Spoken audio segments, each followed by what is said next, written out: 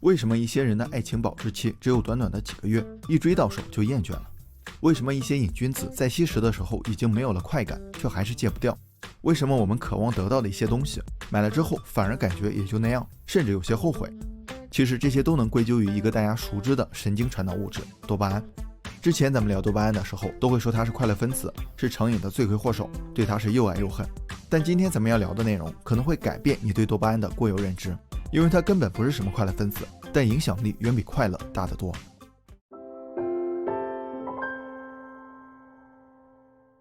其实在多巴胺刚被发现的时候，也就是1957年，科学家们也以为它就是快乐分子，因为他们发现虽然只有20万分之一的脑细胞可以产生这种物质，但它能让人们感觉很爽，而且产生的越多就越爽。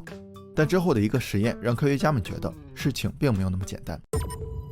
他们将电击植入到老鼠的大脑，以此来测量多巴胺神经元的活性，然后每天给老鼠喂食。从他们放下第一块食物开始，老鼠的多巴胺系统就启动了，也就是自然奖赏能刺激多巴胺的活动。持续几天后，情况发生了变化，老鼠还是会跟之前一样大快朵颐，但多巴胺的活动却停止了。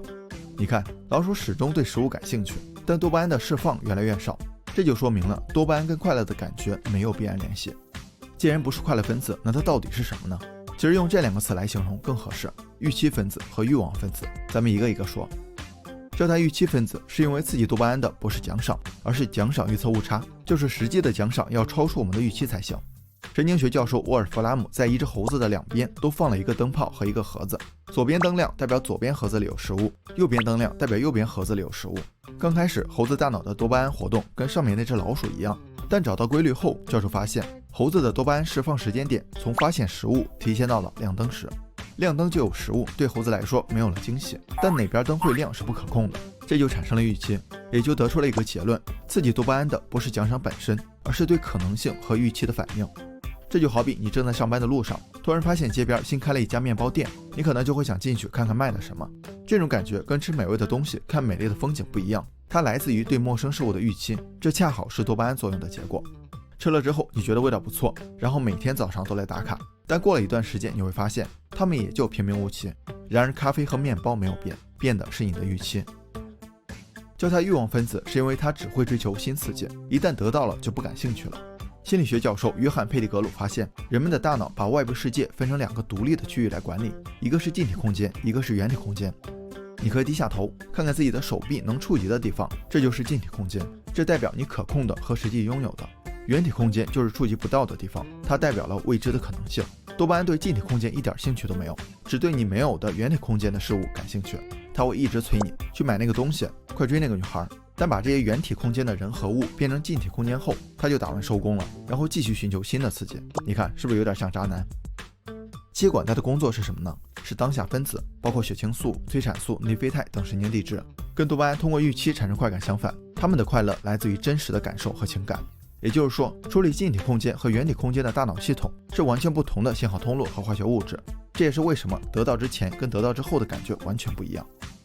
打个比方，我想买一套西装，这就产生了预期。一天我在商店看到一套帅气的西装，多巴胺就躁动不安了，赶紧买吧，帅爆了。买完回到家，我穿上这套帅气西装，还把头发梳成大人模样，然后问多巴胺怎么样，帅吗？谁知道在我付款的那一刻，它就消失了，只剩下当下分子跟我说，你高估了自己的形象。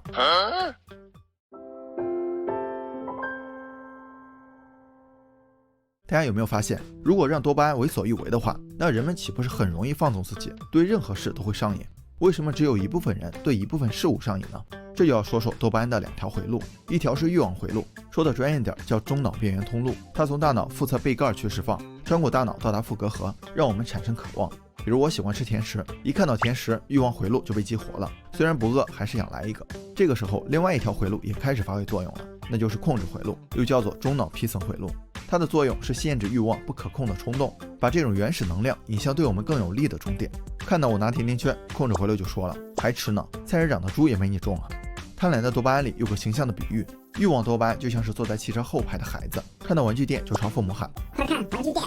控制多巴胺就是开车的父母，他们会倾听每个请求，但也会评估什么时候该停下来。所以说能对抗多巴胺的还得是多巴胺，人们就是在这两条回路的支配下保持着平衡，除非有一些东西打破了这个平衡。咱们举个最极端的例子，就是那个有毒的东西。它对大脑的刺激简直是灾难级的，欲望回路完全被劫持，控制回路也根本拉不住，就像天平的两端，一边是大象，一边是蚂蚁。在自然行为中刺激多巴胺往往需要一个触发器，比如饿了会对食物产生渴望，吃饱了欲望回路就不活跃了。但这个东西不一样，它无时无刻不在刺激多巴胺，结果是什么呢？就是大脑会把任何事物都跟它联系在一起，不管什么时间、地点、情绪、行为，都会成为触发器。而且当期望的奖赏没有实现时，多巴胺系统是会关闭的。一般多巴胺处于稳定状态，会以每秒3到5次的速度被激发，兴奋时激增到20到30次每秒，关闭的时候会下降到0，这种感觉就比较痛苦了。所以一些瘾君子停不下来，并不是享受那个快感，而是为了减轻痛苦。这个过程就可以解释为成瘾。不过我们不用担心，毕竟接触不到。我们应该担心的是生活中容易得到，而且也会引起类似反应的东西，比如游戏、手艺活之类的。虽然这些影响没有那么强烈，但挡不住它门槛低，影响的人数多啊。心理学家道格拉斯·金泰尔在一个研究中发现，8到18岁的玩家中，将近1/10的人对电子游戏上瘾。成年人相对好一些，并不是因为成年人不喜欢玩游戏，而是因为控制回路路径的终点是新皮层，新皮层这个区域到20岁出头才发育完全，所以青少年控制不住自己，也不能全怪他们。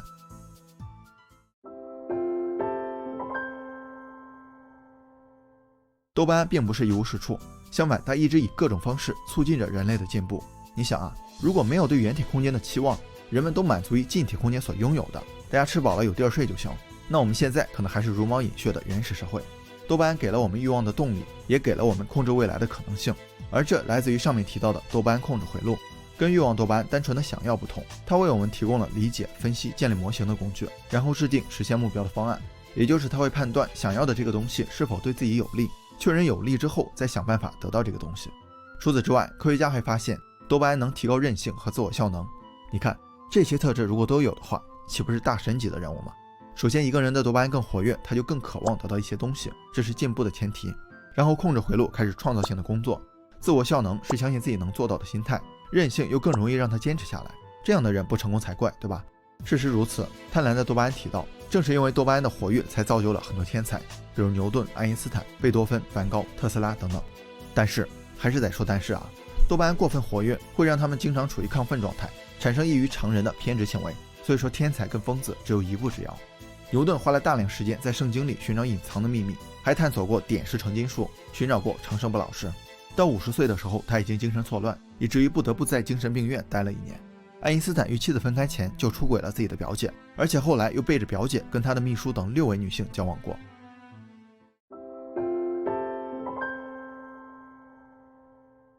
最后咱们再聊聊如何更好的利用这个不好伺候的家伙。书中也提到了3个建议：一，把事情做到极致。多巴胺就是让你不断获得，你做一件事儿，从陌生到熟练再到精通，恰好是不断获得的过程。在这个过程，多巴胺不断获取奖励，奖励由刺激多巴胺继续释放，最终达到渴望的顶峰，可以说榨干了它最后一滴激情。所以你看，有些人每天锻炼身体，有些人每天练琴练球，有些人每天把自己关在实验室里，咱们可能会觉得又苦又累，但对他们来说可能真的是一种快乐。二，专注当下的事情。多巴胺喜欢的是奖赏预测误差，但如果没有合理的预测和完善的计划，往往只会造成达不到预期的落差。预测需要当下的信息作为数据，而专注当下不仅能让我们做好眼前的事儿，还能让进入大脑的信息流最大化。这样一来，多巴胺和当下分子就联手协作了。三，进行创造性活动。美国一项关于职业幸福感的调查显示，幸福感最高的职业不是技术、金融这些，而是建筑业，因为他们用大脑和双手把抽象的计划变成了现实。创造性活动一方面把预期变成现实，刺激着多巴胺，一方面又聚焦亲身实践，刺激着当下分子，也是二者协作的一个绝佳方式。所以我们也可以做一些相关活动，比如绘画、烹饪、手工，这些可能没法帮我们挣钱，但他们会让我们快乐。